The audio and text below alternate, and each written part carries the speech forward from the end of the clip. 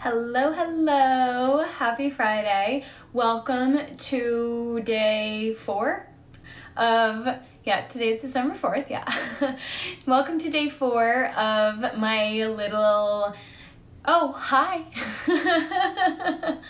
of my little Let There Be Light series. So today's topic, I decided to be living in the light. So I'm going to discuss the biology of high vibrational emotional states. So basically, this is a little bit of a how-to. Hello.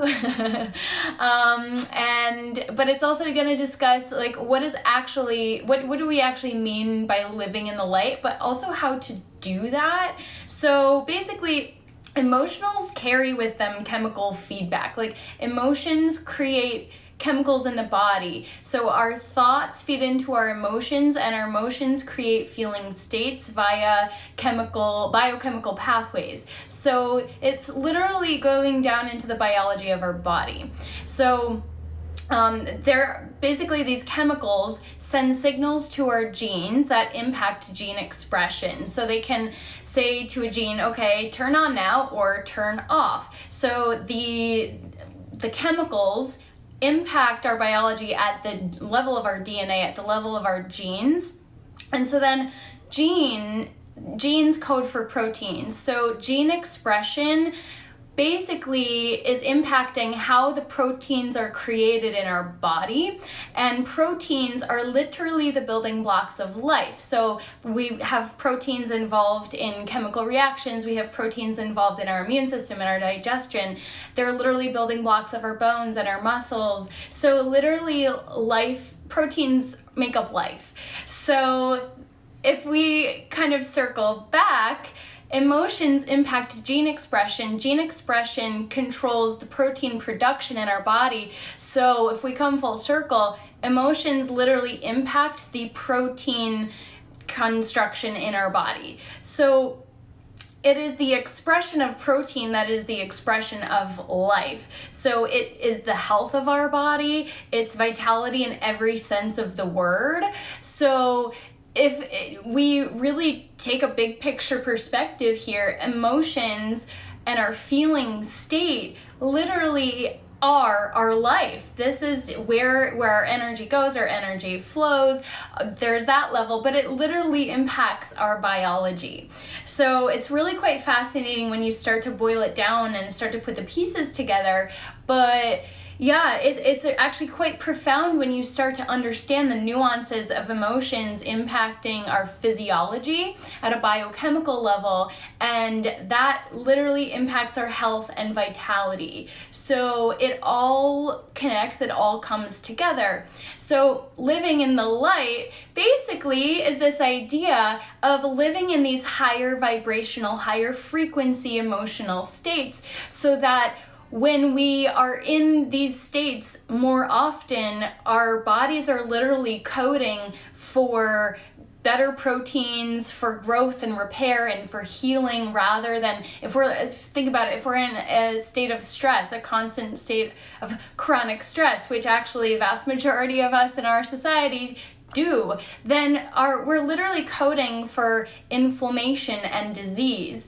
On the flip side, if we reduce stress, if we focus on love and joy and living in a state of gratitude is so huge here.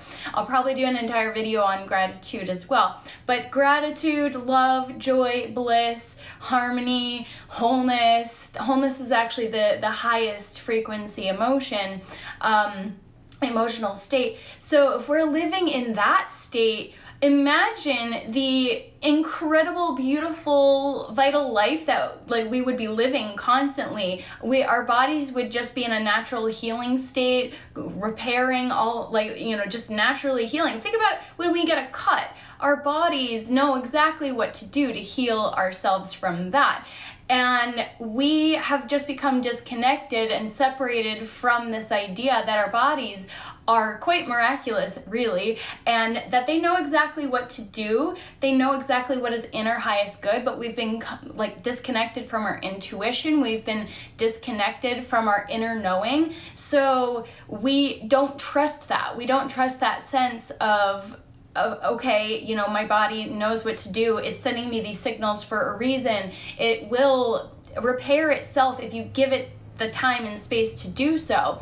The more stuff we put into our body, the more that natural state is blocked, however. So that we really have to shift the entire paradigm here, but you know, that's a whole thing for another video. We won't get into that right now, but just going back to this idea of living in the light, changing our emotional state, changing our frequency state will impact our life, our health, our biology, our vitality. It will impact everything in a really, really profound, dramatic, and direct way. This isn't some woo-woo crazy nonsense. It is literal, physical, biological, chemical science. So we're grounding it all down, bringing it back together. All this woo-woo stuff is real. It's not just, you know, these highfalutin, fancy, nice ideas.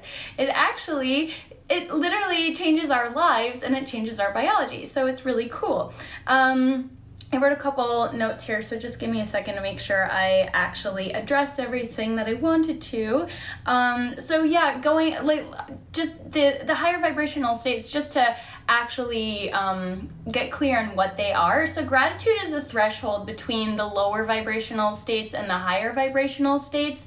So it's going from the state of like dense matter. It's this idea of density and constriction. So you can literally feel it in your body. If you're not really sure, just think about when you're in a state of fear or anxiety. You're literally like, your energy just goes like whoosh, like in. And like when you're in fear, when your shoulders contract, your physiology is directly impacted.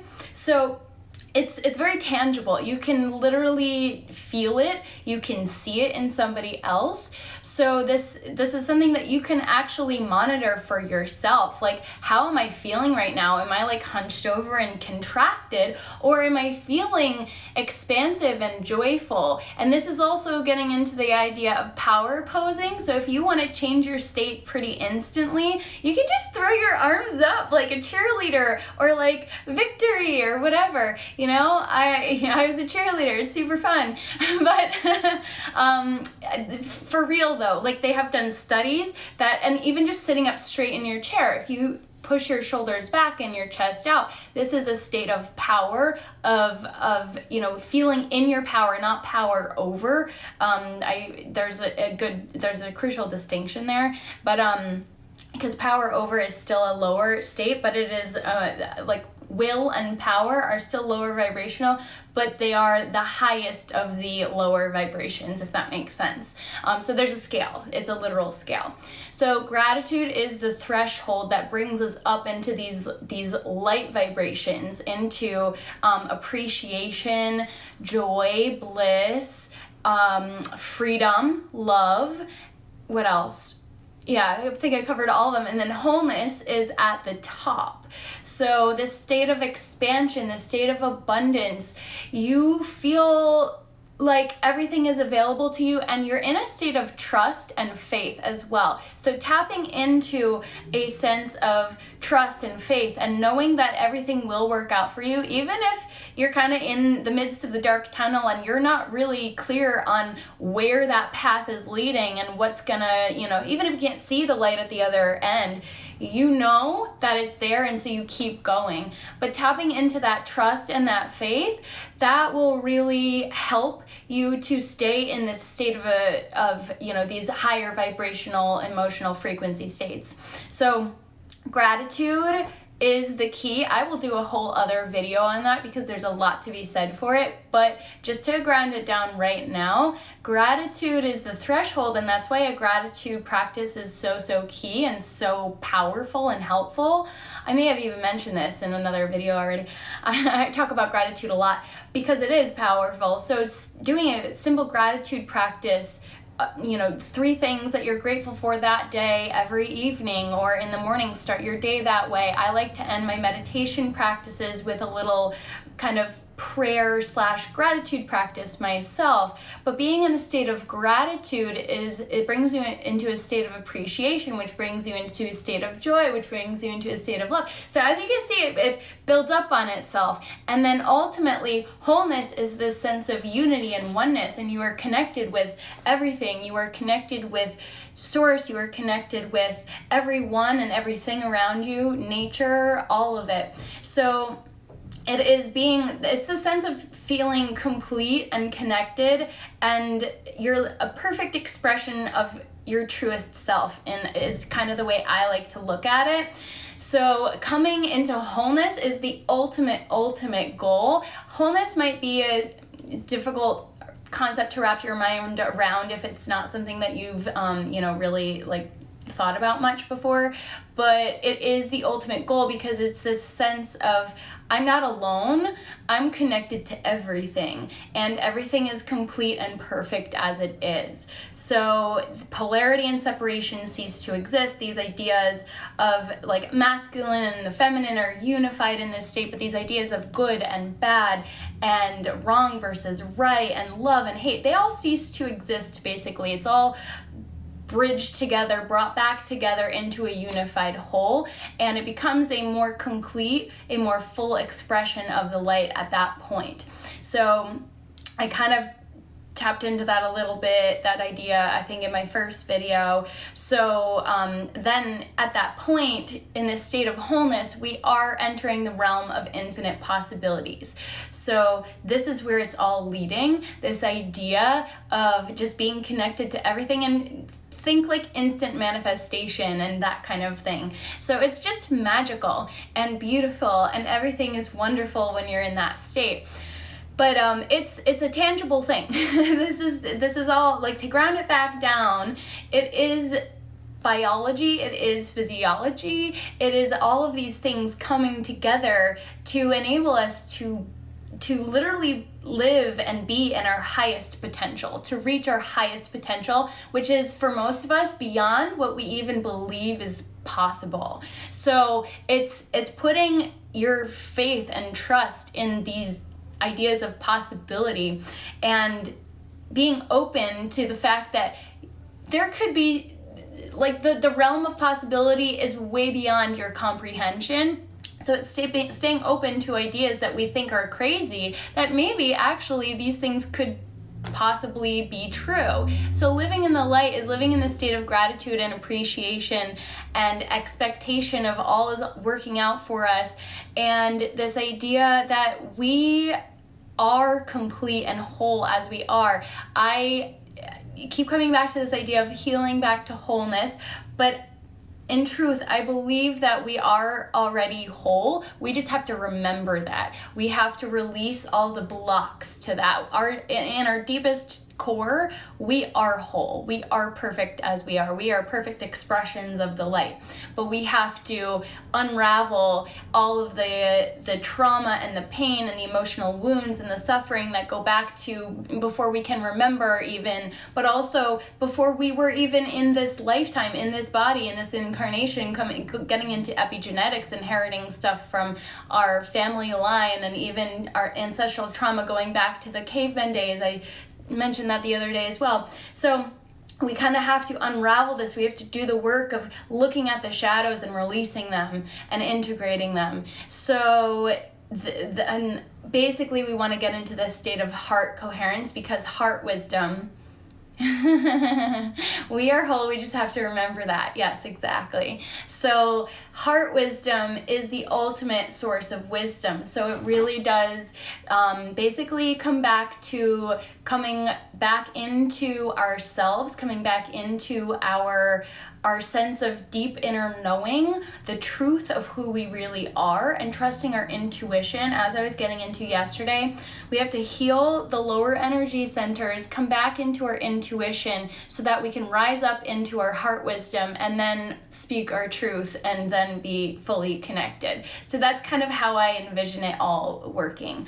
But yeah, so the more frequency we have from our emotions, the more energy we have, the more information we receive, the more aware we are, and then it really all comes together. So emotions are key. Your feeling state is key. So tune in to yourself. How am I feeling right now? And if you're not feeling amazing, like I woke up super tired this morning, I'm not gonna lie. Like yesterday I had a headache. There's been a lot going on, but I know what to do to get myself back into a state. It takes meditation, it takes gratitude, it takes all these little practices and, you know, moving my body and things like that. I've figured out what works for me, but what works for me is what works for vast majority of people as well.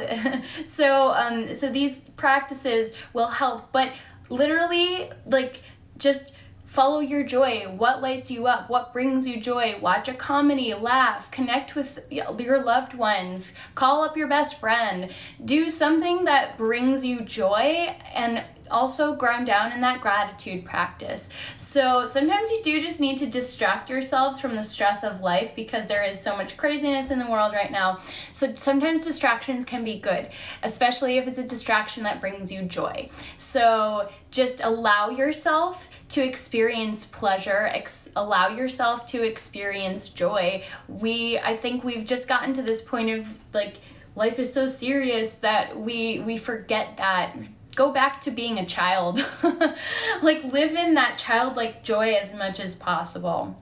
So I'll leave it there for today. Tomorrow I'm going to talk about choosing the light.